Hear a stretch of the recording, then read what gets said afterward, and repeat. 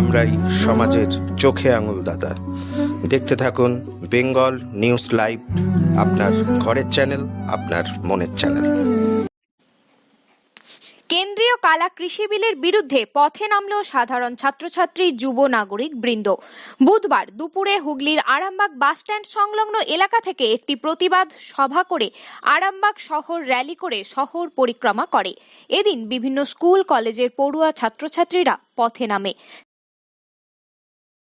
যখন ক্ষমতায় ছিল আস্তে আস্তে কিন্তু এই কৃষিকে বেসরকারীকরণের দিকে আসতে, যে আজকের যে সামান্য হলেও চুক্তির চাষ আমাদের দেশের জন্য, এছাড়াও এই যে দেশের স্কুল কলেজ শিক্ষা স্বাস্থ্য এতে বেসরকারীকরণের দিকে এগিয়ে যাচ্ছে।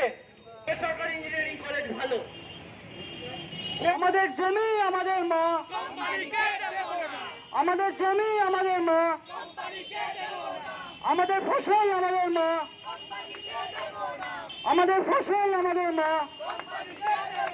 কোম্পানি সর্বস্ব চাষ ব্যবস্থা বাতিল করো, কোম্পানি সর্বস্ব চাষ ব্যবস্থা বাতিল করো।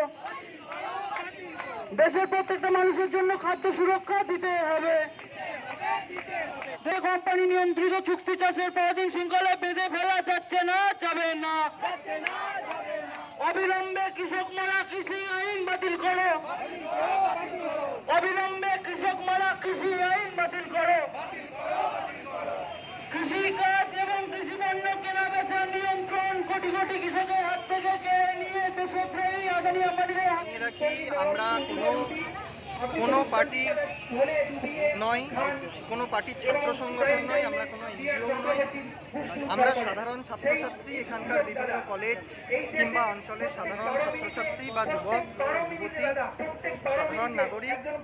আমাদের মনে হয়েছে যে একটি গণতান্ত্রিক দেশ যেখানে যুক্তি দিয়ে আলোচনা হওয়া প্রয়োজন, সেই জায়গা থেকে কৃষি বিলটি সম্পর্কে আমাদের যে মতামত, সেই মতামত জানাবার জন্য আমরা এখানে এসেছি।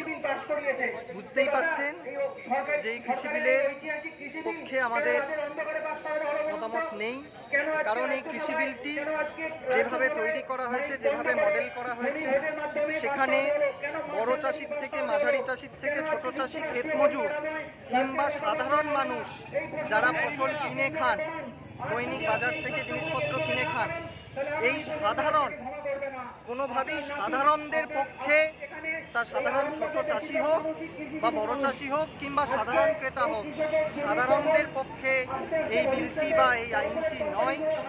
এই আইনটি সম্পূর্ণরূপে কেবলমাত্র ভারতবর্ষের যে বড় বড় বেনিয়া কোম্পানি, আম্বানি, আদানি, টাটা, বিড়লা এবং তাদের সহোদর ভাই বা বোন, এই কোম্পানি বেনিয়াদের স্বার্থ রক্ষা করে।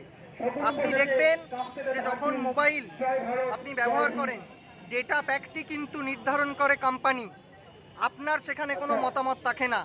এই আইনেও দেখব যে কৃষকের কোনো মতামত নেই, এবং সর্বোচ্চভাবে যে যখন কৃষকরা কোনো মতামত জানাতে আন্দোলন করতে গেছেন, সেই কৃষকদের ওপরে কি অদ্ভুতভাবে এই দেশের সরকার অনৈতিকভাবে জলকামান চালিয়েছে, লাঠি চালিয়েছে, এমনকি দুজন বয়োজ্যেষ্ঠ কৃষক মারা গেছে।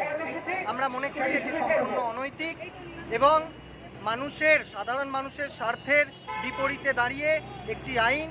আমরা দেখব গোটা দেশ জুড়ে যেইভাবে আমাদের মোদি শাহের নেতৃত্বে এবং তার সঙ্গে যোগসাজশে রয়েছে আম্বানি, আদানি, যেভাবে সমস্ত জিনিস বিক্রি করে দেওয়া হচ্ছে, ভারতবর্ষের যে বিপুল কৃষক, তার ফসল এবং কৃষি জমি, এই পুরোটি পাঠিয়ে দেওয়া হচ্ছে আম্বানি, আদানিদের দখলে।